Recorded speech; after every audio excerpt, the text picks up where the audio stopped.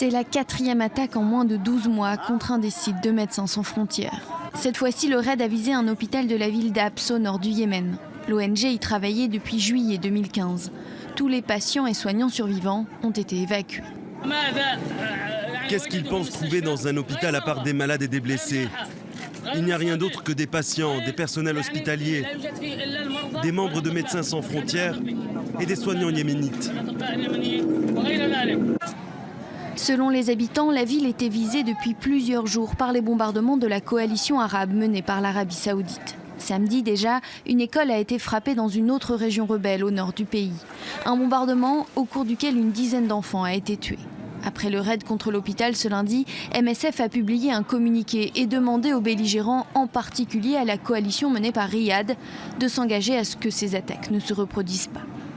Les coordonnées GPS de nos structures de santé, celles où on travaille, celles que l'on supporte, sont transmises aux deux parties. Cet hôpital était identifié et l'activité hospitalière, le soutien qu'MSF apportait à cet hôpital était connu, que ce soit de la coalition ou que ce soit des rebelles.